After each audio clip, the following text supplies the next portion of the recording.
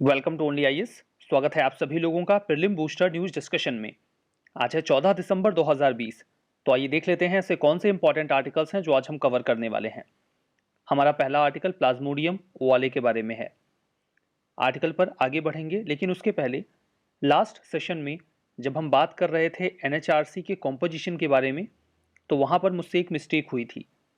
मैंने आपसे ये कहा था कि एनएचआरसी के चेयरपर्सन बनने के लिए ज़रूरी है कि वो व्यक्ति सुप्रीम कोर्ट का चीफ जस्टिस रहा हो, जबकि 2019 के बाद क्वालिफिकेशन में बदलाव कर दिया गया है थ्रू एन अमेंडमेंट। अब सुप्रीम कोर्ट के चीफ जस्टिस और जज दोनों ही एनएचआरसी के चेयरपर्सन के पद के लिए क्वालिफाइड हैं।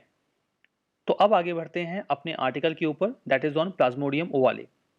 कॉन्टेक्स्ट क्या है? अभी केरला में एक सोल्जर जो अफ्रीकन कंट्री सूडान में 1 साल तक सर्व करके आए, उनमें प्लाज्मोडियम ओवाले ट्रेट का एक मलेरिया पाया गया। Plasmodium ओवाले is a type of parasite जो इस मलेरिया को कॉज करता है। ये कॉमन टाइप ऑफ मलेरिया नहीं है, मतलब ये सामान्यतया नहीं पाया जाता, इसीलिए ये कॉज ऑफ कंसर्न बना। बट इतनी भी चिंता की बात नहीं है, क्योंकि ये बहुत फैटल या खतरनाक नहीं है। जो कॉमन टाइप ऑफ मलेरिया होता है that is Plasmodium vivax. Malaria के बारे में बात करें तो जो फीमेल एनोफिलीज मॉस्किटोज होते हैं, उनके काटने पर मलेरिया फैलता है अगर वो ऑलरेडी मलेरिया पैरासाइट से इन्फेक्टेड हैं तो। अब 5 तरीके के मलेरिया के पैरासाइट होते हैं और इसी वजह से मलेरिया के भी 5 टाइप हो जाते हैं। प्लाज्मोडियम फाल्सीपेरम, प्लाज्मोडियम विवेक्स, ये सबसे कॉमन है जो अक्सर पाया जाता है। प्लाज्मोडियम मलेरियाई, प्लाज्मोडियम ओवाले और प्लाज्मोडियम नोलेसी। आगे बढ़ते हैं। इसीलिए देखिए, जब भी ये प्लाज्मोडियम ओवाले टाइप की हम बात कर रहे हैं, अगर कोई जो मच्छर है वो किसी पार्टिकुलर टाइप ऑफ पैरासाइट से इन्फेक्टेड है, तो उससे जो मलेरिया कॉज होता है उसे वही नाम दे दिया जाता है। मलेरिया देखिए, जो प्रिस्क्रिप्शन ड्रग्स हैं उनके माध्यम से ट्रीट किया जा सकता है। क्लोरोक्वीन का सामान्यतया इस्तेमाल किया जाता है। प्लाज्मोडियम ओवाले के बारे में बात करें तो ये बहुत सीवियर इलनेस कॉज नहीं करता एक्चुअली में, इसीलिए बहुत पैनिक होने की आवश्यकता नहीं है। सिम्टम वही सिमिलर ही हैं। 48 आवर्स में फीवर आ जाता है, हेडेक, नोजिया, और बहुत रेयर केसेस में सीवियर इलनेस देखने को मिलती है। पी विवेक्स की तरह ही जो पी ओवाले है, ये भी बिल्कुल वैसा ही होता है, इसीलिए ट्रीटमेंट करने के तरीके में भी मोरलेस वही प्रोसीजर्स ऑप्ट किए जाते हैं। अब पी ओवाले को या प्लाज्मोडियम ओवाले को नाम ये इसलिए दिया गया है बिकॉज 20% ऑफ जो पैरासाइटिक सेल्स होती हैं उनका शेप ओवल होता है, इसीलिए इन्हें ये ओवल नाम दे दिया गया है। ये ज़्यादा डेंजरस नहीं होते, मोरलेस वायरल इन्फेक्शन की तरह ही होते हैं। कॉमन नहीं है इसलिए न्यूज़ में है। मलेरिया के बर्डन की बात करें तो अभी कुछ समय पहले वर्ल्ड मलेरिया रिपोर्ट 2020 पब्लिश हुई, जिसमें ये कहा गया कि इंडिया में जो मलेरिया के केसेस 2000 में 20 मिलियन के आसपास हुआ करते थे, वो घट के 2019 में 5.6 मिलियन आ गए हैं। मतलब इंडिया लगातार प्रयास कर रहा है मलेरिया को कम करने का। हमारा अगला आर्टिकल 7th शेड्यूल के बारे में है। फाइनेंस 15th फाइनेंस कमीशन जो अभी फंक्शनल है, उनके चेयरमैन एनके सिंह जी ने अभी ये कहा कि हमारे कॉन्स्टिट्यूशन का जो 7th शेड्यूल है, 7वीं अनुसूची है, हमें उस पर एक बार ध्यान देने की आवश्यकता है। उसके बाद से 7th शेड्यूल न्यूज़ में आ गया, जो सेंटर और स्टेट के बीच में सब्जेक्ट्स का अलोकेशन करता है कि कौन किस विषय पर कानून बनाएगा। 7th शेड्यूल का जो जिक्र है, उसमें जो सब्जेक्ट्स का बंटवारा है, वो हमें आर्टिकल 246 में भी मिलता है। It's quite easy to learn. 246 3 सूचियां होती हैं ना, यूनियन लिस्ट, स्टेट लिस्ट और कंकरेंट लिस्ट, और यहां पे 3 नंबर्स हैं 246, तो याद रह जाएगा। वैसे आर्टिकल्स नहीं पूछे जाते यूपीएससी एग्जाम में। अपनी इंफॉर्मेशन के लिए आपको जितने आर्टिकल्स याद रख सकते हैं आप रखने का प्रयास कर सकते हैं। यहां पर देखिए, डिवीजन ऑफ पावर का मैकेनिज्म देखने को मिलता है कि यूनियन और स्टेट्स किन विषयों पर कानून बना सकते हैं। यहां पर 3 लिस्ट हैं, यूनियन लिस्ट, स्टेट लिस्ट और कंकरेंट लिस्ट, यानी कि समवर्ती सूची, केंद्र सूची, राज्य सूची और समवर्ती सूची। यूनियन लिस्ट में टोटल 98 सब्जेक्ट्स हैं, पहले 97 थे। यूनियन गवर्नमेंट या फिर पार्लियामेंट, सिर्फ पार्लियामेंट इस पर कानून बना सकती है। स्टेट लिस्ट में 59 सब्जेक्ट्स हैं, पहले 66 आइटम्स हुआ करते थे, और यहाँ पर स्टेट गवर्नमेंट के पास राइट होता है कि वो इस पर लॉ बनाए। तीसरी लिस्ट है कंकरेंट लिस्ट, इसमें 52 सब्जेक्ट्स हैं। ओरिजिनल कॉन्स्टिट्यूशन में इसमें 47 सब्जेक्ट्स ही हुआ करते थे। यहाँ पर यूनियन और स्टेट दोनों के पास अधिकार होता है कि वो इन विषयों पर कानून बना सकें जो कंकरेंट लिस्ट में है। जो हमारा अगला आर्टिकल है voluntary disclosure of exotic pets के बारे में है। पेट्स का मतलब होता है पालतू जीव, एक्सोटिक का मतलब होता है कि किसी दूसरे देश से लाए गए जीव जो भारत में आ गए हैं। एक्सोटिक का मतलब देखिए एक ये भी मीनिंग होती है कि अगर किसी प्लांट या एनिमल को उसके ओरिजिनल हैबिटेशन में से आप निकाल लें और कहीं पर उसे पालतू बना लें तो उसे भी एक्सोटिक ही कहा जाता है। खैर अभी जो न्यूज़ आ रही है वो ऐसे जीवों को लेकर है जो दूसरे देशों से इंडिया में आ गए, उन्हें पालतू बनाया गया। कई सारे लोगों के पास ऐसे जीव हैं जिन्होंने इलीगल या बिना पेपर वर्क के भी अपने पास रखा हुआ है पालतू बनाकर। तो इलाहाबाद हाई कोर्ट ने अभी एक ऑर्डर को वेरीफाई किया था जिसमें उन्होंने ये कहा था कि अगर कोई व्यक्ति अपनी स्वेच्छा से दिसंबर के पहले जो भी एक्सोटिक पेट्स उनके पास हैं उनका रजिस्ट्रेशन करवाते हैं तो उनके खिलाफ कोई इन्वेस्टिगेशन, प्रोसिक्यूशन या कार्रवाई नहीं की जाएगी, चाहे उन्होंने उसे इलीगल तरीके से ही अपने पास क्यों ना रखा हो। कई सारे जीव ऐसे हैं जिन्हें आप नहीं रख सकते, पालतू नहीं बना सकते, बिकॉज वो वल्नरेबल हैं या फिर उनका जीवन, उनकी जो जाति है वो खतरे में है। तो अभी इसको लेकर एक प्ली सुप्रीम कोर्ट में की गई थी कि क्या ये सही है, तो सुप्रीम कोर्ट ने अपहेल्ड किया है कि ठीक है, एक मौका दिया जाना चाहिए कि जिन लोगों के पास ऐसे एनिमल्स हैं वो इस बात की इंफॉर्मेशन पब्लिक डोमेन में या जो कंसर्न अथॉरिटीज हैं उन तक पहुंचा दें, उनके ऊपर कोई कार्रवाई नहीं होगी। Ministry of environment, forest and climate change ने एक एडवाइजरी जारी की थी, one time voluntary disclosure amnesty scheme. एक बार की स्कीम थी कि बता दो अगर आपके पास कोई ऐसा जीव है तो। इसमें ओनर्स जो एक्सोटिक जीवों को अपने पास रखे हुए हैं इलीगल तरीके से बिना डॉक्यूमेंट के, वो बता सकते हैं कि उनके पास कौन से जीव हैं जून से दिसंबर के बीच में, और इसके एवज में उनके ऊपर कोई भी कार्रवाई नहीं की जाएगी, जबकि ऐसे जीवों को रखना या पालना इलीगल होता है। स्कीम में यह भी कहा गया कि इसके दो ऑब्जेक्टिव्स हैं। एक तो कई बार ऐसे जीवों से कुछ बीमारियां फैल जाती हैं जो जानवरों से इंसानों में आ जाती हैं।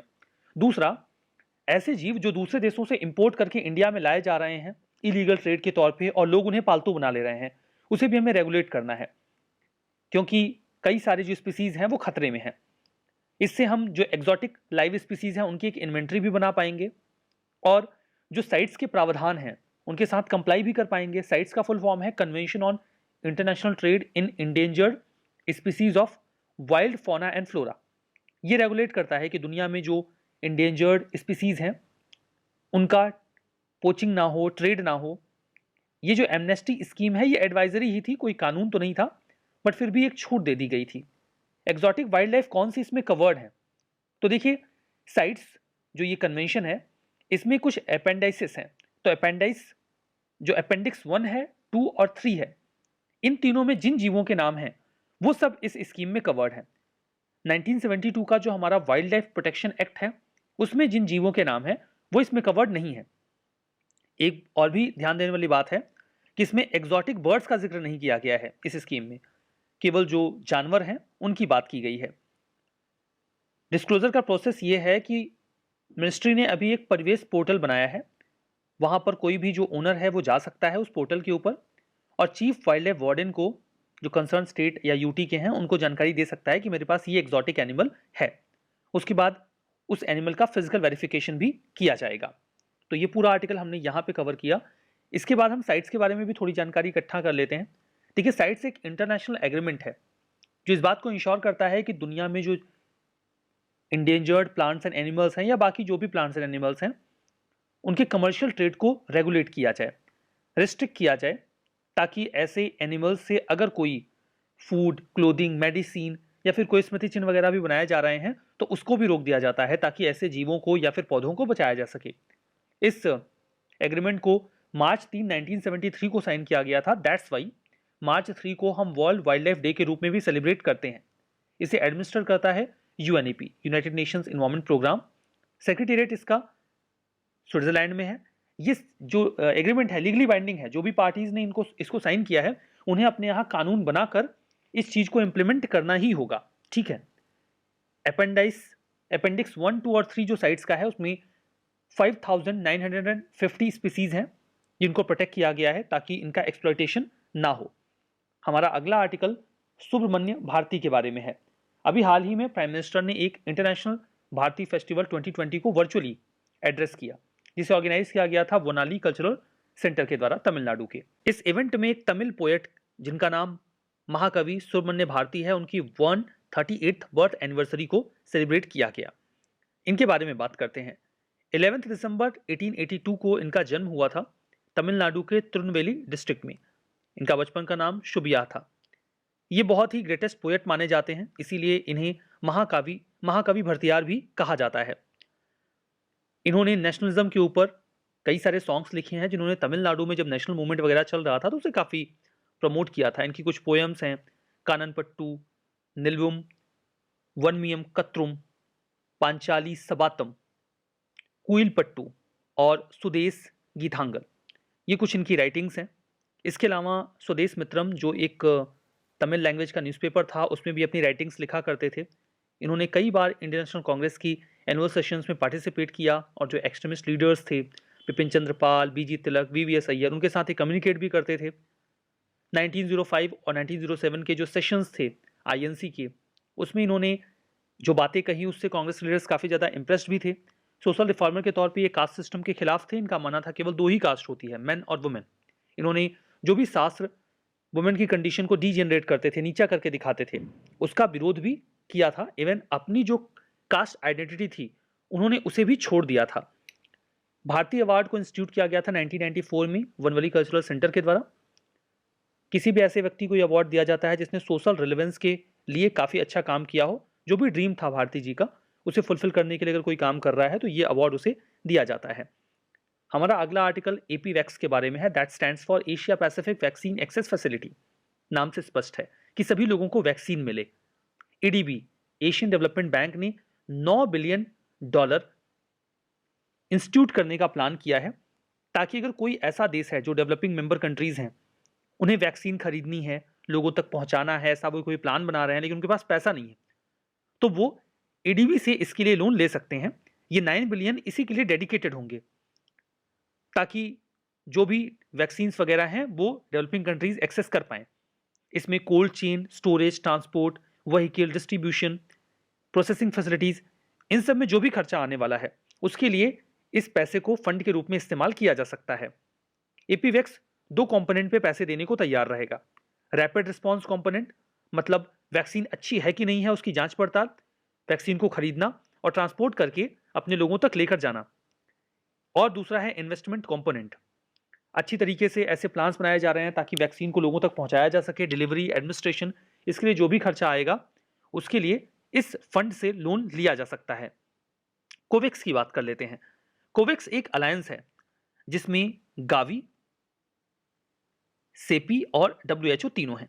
गावी का फुल फॉर्म है global alliance for vaccine and immunisation, CEPI is for coalition for epidemic preparedness innovation और डब्ल्यूएचओ। इन तीनों ने मिलकर इस अलायंस को तैयार किया है ताकि कोविड-19 की वैक्सीन जो है वो तेजी से बनाई जा सके। एशियन डेवलपमेंट बैंक 1966 में स्टैब्लिश किया गया था ताकि एशिया में जो भी डेवलपमेंट है सोशल इकोनॉमिक फील्ड में उसे इंश्योर किया जा सके। 68 मेंबर्स हैं इसके, 48 तो एशिया पैसिफिक रीजन से ही है, 19 बाहर से हैं। हेडक्वार्टर फिलीपींस के मनीला में है इसका। अगला आर्टिकल प्रीट्स आइलैंड के बारे में है। हाल ही में एक्सपर्ट्स का यह कहना है कि चाइना प्रीट्स आइलैंड के ऊपर हमला कर सकता है। प्रीट्स आइलैंड, जिसे दोंगशा आइलैंड भी कहा जाता है, साउथ चाइना सी में है। राइट नाउ ये ताइवान के जुरिस्डिक्शन में आता है, लेकिन चाइना की निगाह काफी लंबे समय से इस पर लगी हुई है और वो इस पर हमला करके कब्जा भी कर सकता है। और अगर वो इसके ऊपर कब्जा करता है, चूंकि ये साउथ चाइना सी के नदन पार्ट में है, तो साउथ चाइना सी में यूएसए के या किसी और भी देश के शिप्स वगैरह आ रहे हैं, एयरक्राफ्ट आ रहे हैं, तो वो उसे अच्छे से मॉनिटर कर सकता है। तो ये तो चाइना के तो हित में होगा, लेकिन जो ग्लोबल मैकेनिज्म है डेफिनेटली उसमें इससे लोगों को आपत्ति हो सकती है, कंट्रीज को आपत्ति हो सकती है। हम आगे क्वेश्चंस के ऊपर बढ़ें, स्टेटमेंट के ऊपर बढ़ें उसके पहले मींस की टेस्ट सीरीज इसे 17 दिसंबर को लॉन्च किया जा रहा है। 8 फुल लेंथ टेस्ट इसमें होंगे। क्वेश्चन पेपर्स को यूपीएससी ट्रेड पर ही बनाया जा रहा है, एट द सेम टाइम से मटेरियल भी इन्वॉल्व होगा। तो आप इस लिंक के माध्यम से मींस की टेस्ट सीरीज को एक्सेस कर सकते हैं। कुछ स्टेटमेंट हैं, आप ट्रू एंड फॉल्स बताइए। 7th शेड्यूल आर्टिकल 246 कॉन्स्टिट्यूशन का इसके बारे में डील करता है। ये पावर्स के डिवीजन पर बात करता है यूनियन स्टेट्स के बीच में। प्रेट्स आइलैंड इंडियन ओशन में लोकेटेड है। सुब्रमण्य भारती, इन्होंने सुदेश गीतांगल 1908 में पब्लिश किया। एपी वैक्स, WHO ने इसे लॉन्च किया है डेवलपिंग मेंबर इकोनॉमीज ताकि कोरोना वायरस वैक्सीन को खरीद सकें। बताइए कौन सा ट्रू है, कौन सा फॉल्स है। इस सेशन में यहीं पर रुकेंगे। Thank you very much.